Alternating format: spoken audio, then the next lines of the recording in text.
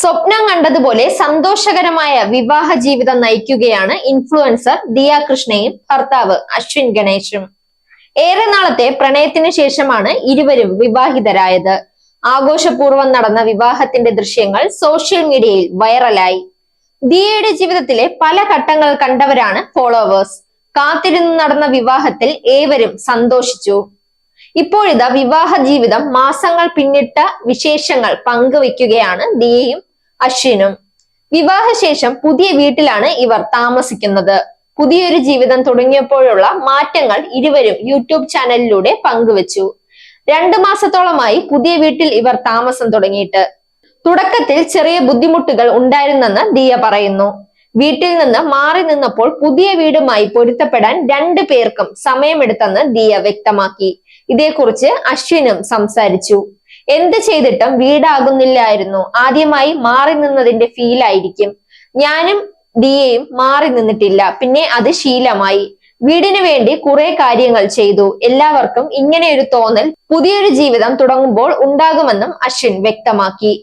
എല്ലാം നമ്മുടെ മനസ്സിൽ തന്നെയാണ്, നമ്മുടെ കാഴ്ചപ്പാട്. ഇപ്പോൾ ഈ വീട് തനിക്ക് ഇഷ്ടപ്പെട്ട് വരുന്നുണ്ടെന്നും അശ്വിൻ ഗണേഷ് പറഞ്ഞു.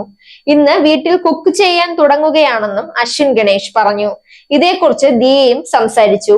സഹായത്തിന് ആരെങ്കിലും വേണം. തന്റെ വീട്ടിൽ പാചകത്തിനും മറ്റും സഹായിക്കാൻ 2 പേരുണ്ടായിരുന്നു. ഇവിടെ ഞാൻ ഒറ്റയ്ക്കായി പോയി. അശ്വിന് കുക്കിങ്ങിൽ സഹായിക്കാൻ പരിമിതിയുണ്ട്. എനിക്ക് അശ്വിനേക്കാൾ കുക്ക് ചെയ്ത് പരിചയമുണ്ട്. പക്ഷേ സഹായിക്കാൻ ആളുണ്ടാകും. ഇപ്പോൾ ഒറ്റയ്ക്ക് ചെയ്യാൻ പറ്റുന്നില്ല. കുക്കിങ്ങും ക്ലീനിങ്ങും എല്ലാം ആകുമ്പോഴേക്കും ഞാൻ ചത്തുപോകും. ഇവിടെ മൊത്തത്തിൽ തൂത്ത് തുടയ്ക്കുന്നത് ഞാനാണ്. എല്ലാം കൂടെ ആയാൽ ജീവിതം വെറുക്കും. ജീവിതം വെറുത്ത് കുക്ക് ചെയ്യണം എന്നെനിക്കില്ല. ഒരാൾ സഹായത്തിന് വേണ്ടതുണ്ടെന്നും ദിയ പറഞ്ഞു. എല്ലാവർക്കും ഇങ്ങനെയാണോ എന്ന് എനിക്കറിയില്ല. കല്യാണം കഴിഞ്ഞ ആദ്യത്തെ നാളുകളിൽ ഒരു പേടി കാണും.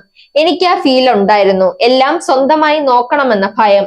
പുറത്ത് കാണിക്കുന്നില്ലെങ്കിലും അകത്ത് കുറച്ചുണ്ടായിരുന്നു. ഇപ്പോൾ അത് മറികടന്നു. അതാണ് ജീവിതമെന്ന് അശ്വിൻ പറഞ്ഞു. എന്നായാലും ഈ സാഹചര്യം ഫേസ് ചെയ്തേ പറ്റൂവെന്നും അശ്വിൻ ചൂണ്ടിക്കാട്ടി. കല്യാണം കഴിക്കാൻ പോകുന്നവർക്കും മാറി താമസിക്കാൻ പോകുന്നവർക്കും തുടക്കത്തിൽ ആ തോന്നൽ ഉണ്ടാകും. അത് മാറുന്നതാണോ ശീലമാകുന്നതാണോ എന്നറിയില്ലെന്നും അശ്വിൻ പറഞ്ഞു. അനുജത്തി ഹൻസികയെ മിസ് ചെയ്ത് താൻ കരഞ്ഞിട്ടുണ്ടെന്നും ദിയ കൂട്ടിച്ചേർത്തു. സാക് ന്യൂസ്, തിരുവനന്തപുരം. നേരിന്റെ വാർത്തകൾ നിങ്ങളുടെ വിരൽത്തുമ്പിൽ എത്താനായി സാക് ന്യൂസ് ചാനൽ സബ്സ്ക്രൈബ് ചെയ്തും ഷെയർ ചെയ്തും ഒരു ശരിയായ മാധ്യമ നിലപാടിന് പോകാൻ ഞങ്ങൾ നിങ്ങളെ ക്ഷണിക്കുന്നു.